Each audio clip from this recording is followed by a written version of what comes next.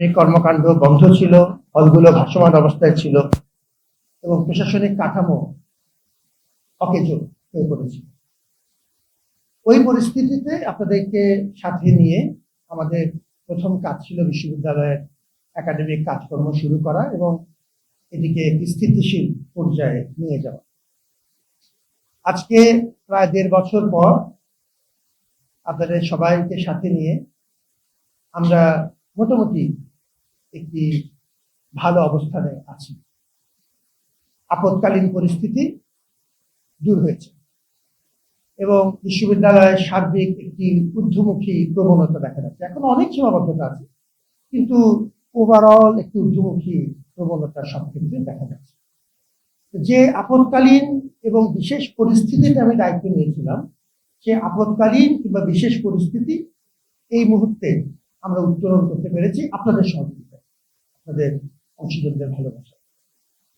সুতরাং আমি এখন মনে করছি যে এটি একটি দায়িত্ব পালনের পর্বে আমরা একটু ভালো পর্যায়ে আছি এবং আমি সরে দাঁড়াতে চাই।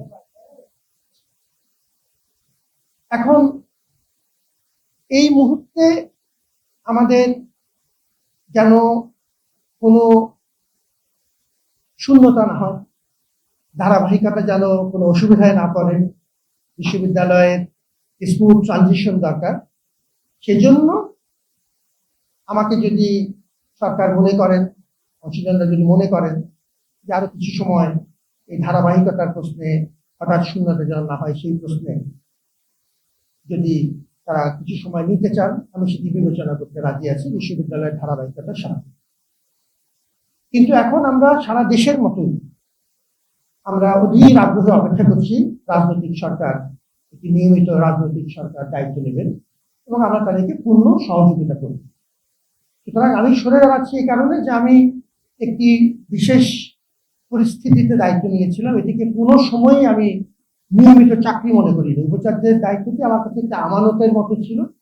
আমাকে ছাত্ররা অনুরোধ করে ভালোবেসে এই দায়িত্বটা দিয়েছিলেন। আমাদের মতো তুলনামূলক বিবেচনায় অরাজনৈতিক মানুষদের বাংলাদেশে এই ধরনের পদে আসার সুযোগ কম। আমি এটিকে আল্লাহর রহমত এবং ছাত্রদের মমতার একটি অংশ হিসেবে মনে করেছিলাম। সরকার আমাকে দায়িত্ব দিয়েছিলেন, আমি যতদূর পেরেছি আপনাদেরকে সাথে নিয়ে এখন একটি স্থিতিশীল অবস্থায় এসেছি। আমি সরে দাঁড়াতে চাই যাতে রাজনৈতিক সরকার তার মতো করে তার প্রশাসন সাজিয়ে নিতে পারে। সেই ক্ষেত্রে যদি তাদের কোনো আমার সহযোগিতা দরকার হয়, আমি যে কোনো সময় প্রস্তুত আছি। তাহলে ঠিক কি করতে চাচ্ছি আমি ডেপুটেশন, আমি তো এখন বর্তমানে ডেপুটেশনে আছি এই পদে, ডেপুটেশন থেকে আমি অব্যাহতি চাইব এবং আমি আমার যে মূল কাজ শিক্ষকতা, উন্নয়ন অধ্যয়ন বিভাগের গ্রেড 1 অধ্যাপক হিসাবে আমি ফেরত যেতে চাই। এর পরিস্থিতিতে যদি অন্য কোনো দায়িত্বের বিষয় থাকে, অন্য কোনো সুযোগ যদি আমাকে আল্লাহ দেন, তখন আমি সেটা চিন্তা করবো, বিবেচনা করবো। আপাতত অনেকদিন কঠিন পরিশ্রম হয়েছে আপনাদের সবাইকে সাথে নিয়ে। আমি খুব ব্যক্তিগত কথা বলতে স্বাচ্ছন্দ্য বোধ করি না। উদয়স্ত পরিশ্রম করেছি আমি এবং আমার টিম, সবাইকে সাথে নিয়ে আমরা একটা পর্যায়ে এসেছি। আমার কিছু বিশ্রামও দরকার আছে।